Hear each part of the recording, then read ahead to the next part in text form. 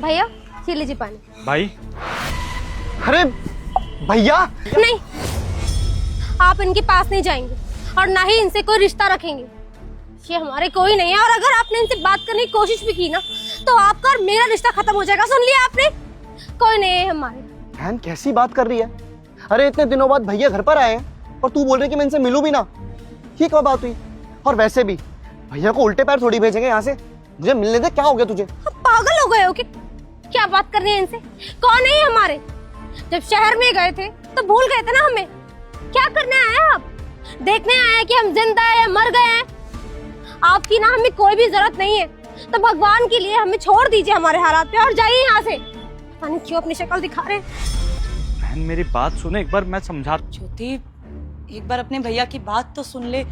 अगर तू बात सुनेगी ना तेरे को समझ आ जाएगा कि अब इतने सालों तक क्यों नहीं आए थे। एक बार सुन तो ले बैठ के। भाभी देखिए, पहले तो मैं आपको भाभी बोलना ही नहीं चाहती हूँ कि जो आपने हरकत की है ना इनके साथ रह के, इनका साथ देकर, बहुत गलत किया। सोचा था कि आप सही होंगे, अगर ये भूल गए तो आप इनको बोलेंगी हमारे पास लेकर आएंगी, लेकिन आप भी वैसे ही निकली।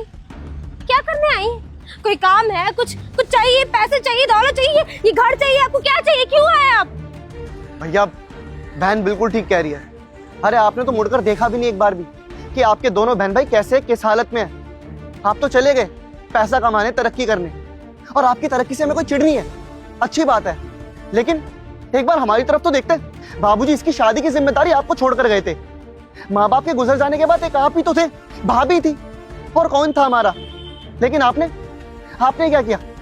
आप तो इतने मतलबी इंसान निकले कि हमारी तरफ देखना भी जरूरी नहीं समझा। वो कहते हैं ना, शहर की हवा बहुत खतरनाक होती है, जिसे एक बार लग जाए ना फिर वो आदमी दूसरे आदमी को इंसान नहीं समझता। और आप तो बहुत ज्यादा ही मतलबी निकले ना। देखिए हमें आपसे कुछ नहीं चाहिए, हम दोनों बहन भाई कमाते हैं, ठीक है, आप जाइए यहाँ से। देखो तुम दोनों मुझे बहुत गलत समझ रहे हो, एक बार मुझे बोलने का मौका तो दे दो। तुम लोग गुस्सा किए जा रहे हो। नहीं सुननी हमें आपकी कोई बात। आपको समझ नहीं आ रहा है क्या? जैसे छोड़कर गए थे ना वैसे ही चले जाओ। आपकी बहुत बड़ी गाड़ी है ना, पैसे वाले हो आप लोग, तो जाओ। क्यों आए हमारे पास? जैसे छोड़कर गए थे ना बिल्कुल वैसे ही, और दोबारा ये शक्ल मत दिखाना। नहीं देखना चाहती मैं सोचूंगी मेरा भाई मर चुका है। जाइए आप यहाँ से। एक सेकंड, कितनी पागल हूँ मैं, कैसे नहीं सोचा मैंने। आप तो एक नंबर के लालची इंसान है। पैसे खत्म हो गए होंगे इसलिए आए ना। ये बड़ी सी गाड़ी को मेंटेन रखना होगा, डीजल चाहिए होगा, घर चाहिए होगा, या इनके नखरे शौक पूरे करने होंगे, प्रॉपर्टी में हिस्सा चाहिए होगा ना। बाबूजी की आखिरी निशानी है, ये भी छीनने आया ना आप हमसे। 1 रुपया नहीं देने दूंगी मैं, 1 रुपया नहीं। और अगर लग रहा है ना कि भाई से मदद ले लोगे तो ये भी नहीं होने दूंगी मैं। आप हमारे लिए कोई नहीं हो, बस चले जाओ यहाँ से। नफरत हो गई आपकी शक्ल। बस ज्योति बस, बहुत सुन ली तेरी बकवास। तब से बोले जा रही तेरी नाराजगी है, मैं समझ सकता हूँ। लेकिन अगर मैं यहाँ पर आया हूँ तो इतना हक तो मेरा भी बनता है कि मुझे बोलने का मौका दिया जाए। ज्योति अब जो बोल रहा हूँ चुपचाप सुनो दोनों की दोनों। क्या सोचते हो तुम दोनों? यहाँ पे सिर्फ तुम दोनों भुगत रहे हो, मैंने और तेरी भाभी ने वहां पे कुछ नहीं भुगता क्या? जानती शहर जाते क्या हुआ हमारे साथ? बस में हमारा बैग चोरी हो गया। ज्योति जो तेरी पैसे थे ना शादी के, सब चोरी हो गए, फोन नंबर चोरी हो गए, कुछ नहीं था हमारे पास। इस पगली से कहा था मैंने कि घर वापस चलते किसी न किसी तरह से पहुंच जाएंगे, लेकिन इसने मुझे वो वादा याद दिलाया जो मैंने तुम दोनों से किया था, वो कसम याद दिलाई जो मैंने तेरी खाई थी इसके सामने। क्या कहा था मैंने तुझसे?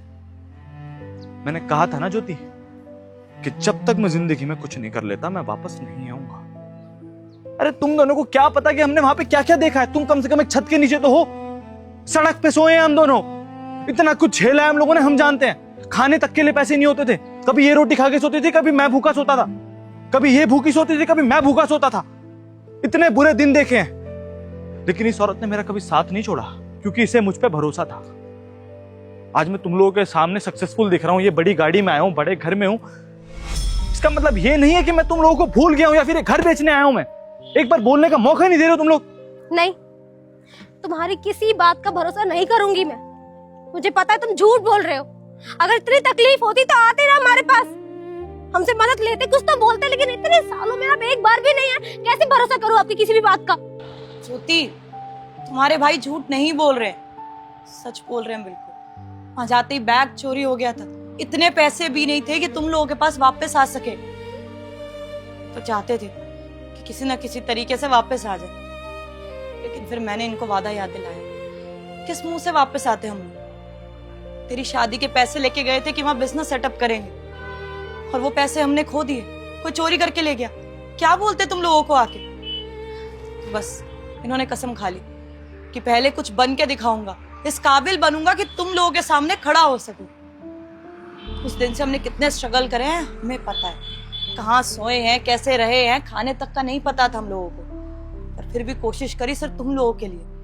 हम वापस आ सकते थे, यहाँ छोटा मोटा काम गांव में कर लेते, रह लेते जैसे पहले रह रहे थे, लेकिन पूरे परिवार को आगे लेके जाना था, इसलिए इतनी मेहनत करी।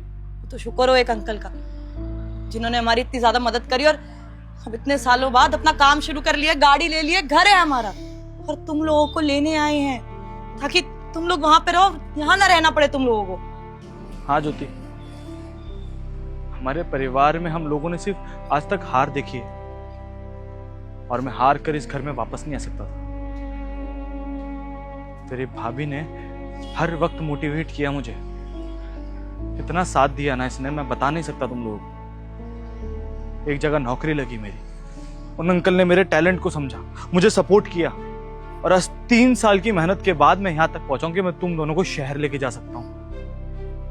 वहां पे मेरे पास अपना घर है, अपना बिजनेस है, अपना ऑफिस है, तुम्हारा घर है। और जब सब कुछ सेटल हो गया ना ज्योति, तब मैं तुम लोगों को लेने आया हूं, क्योंकि मैं नहीं चाहता कि अब तुम दोनों स्ट्रगल करो। तेरे लिए एक अच्छा लड़का देख लिया है मैंने, जिससे तेरी शादी होगी, बड़े घर में रहेगी, तू बहुत खुश रहेगी देखना।